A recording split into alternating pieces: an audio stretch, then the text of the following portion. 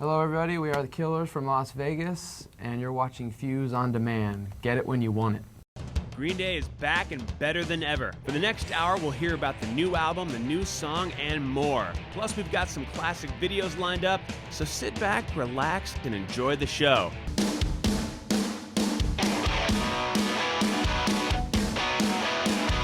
Hey, I'm hanging out with Green Day. We're talking about their latest record, 21st Century Breakdown. Gentlemen, welcome. It's awesome to see you, and congrats on the fabulous record. Thank you. Hey, everyone. The record is fantastic. It is beautiful. And I just want to ask, following this massive tour of the hit record American Idiot, how do you go in and start a new album with a clean slate?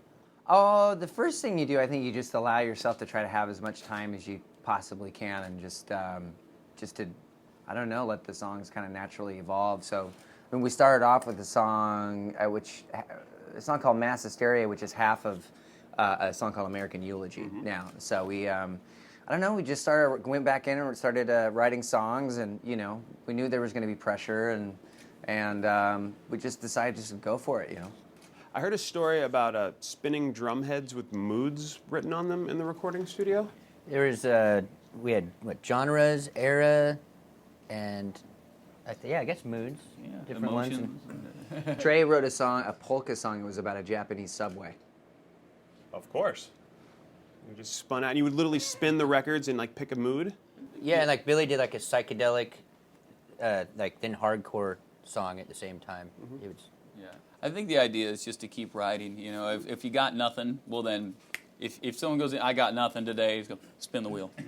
Yeah. Go do something, and it's just believing in the process and keeping active, Where'd the title 21st Century Breakdown come from? Wrote a song called 21st Century Breakdown. It was just kind of one of the songs that were, it was easy to write. It took like less than 5 minutes, opposed to other songs that took like 2 years or something to write. And I think that was a song that we noticed later that started to kind of embody like a theme of everything else that was going on in the record. Songs like 21 Guns and Peacemaker and East Jesus Nowhere. It all just kind of ended up like it's kind of like, wow, this is and it could be looked at like like a sort of a nervous breakdown or a financial breakdown or just like a breakdown of ideas. So it just seemed like a broad statement. I think they're all happening right now. I think it's Sadly. nonstop. Yeah. Sadly. Now, who did the artwork? This is awesome. Chris Billheimer, who did the artwork for like our last 4 or 5 records. Okay. He did American Idiot, he did Warning, he did Shenanigans, he did Nimrod. He's great because no matter how hard we push him, he'll always come back with something that's that much closer to what we're looking for. Yeah, and we push him really hard. He sprayed everything. He had these giant stencils that were out, and like some were done in Athens, Georgia.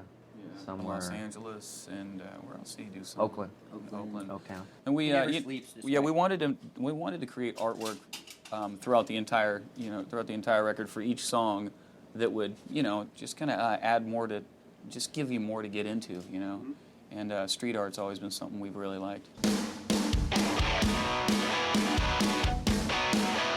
Now, you said the record is linear, it all connects, and you mentioned, you found themes and looking at the songs. Was that intentional, or was it a happy accident with writing this album? I think it was a happy accident. We wanted to do something ambitious, and we wanted to, raise the bar higher than we've ever gone before. It's just, the hard part is like, okay, you're ambitious and you want to climb the mountain of creativity, but, the hard part is actually doing it. So sitting down with the lyrics, we just started noticing, the characters started coming up, like Gloria, who I think is like the main character, and then there's Christian.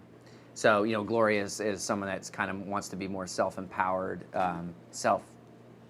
just a good person, or holding on to punk rock or beliefs or whatever, where Christian was more a nihilist, and he wants to sort of burn everything down, Were the characters influenced by literal people, events, or, like the spinning drumheads, moods?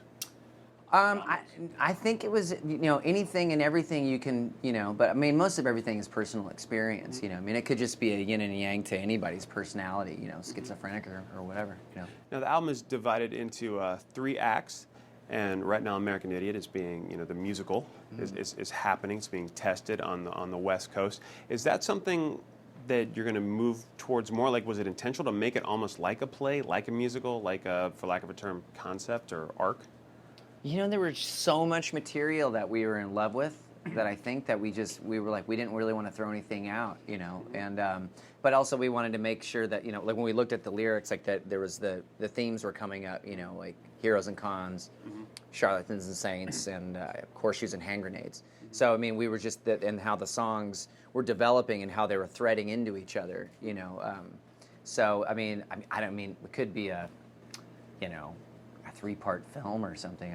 We love big, scary ideas. I think it's a bit of, you know, kind of a bit of two things. You know, one, it's easier to get your head around the record when you can look at it. You know, on the back of a CD, there's not a whole lot of understand. You just see a list of 18 songs, and it's a little bit like, whoa. When it's broken down a little bit, I think it's easier to get your head around it.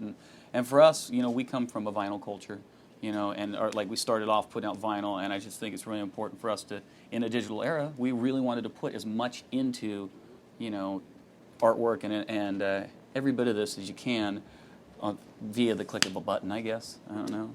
Will there be a vinyl for this record? Oh yeah. Oh yeah. Yeah. Triple 10-inch vinyl. Triple 10-inch and also a double vinyl. Okay. So Gatefold, big. big gatefold. There's gonna be a big like thing that's gonna come out. I too grew up in the vinyl collector, trying to hold on to all the 7 inches culture. So thank you.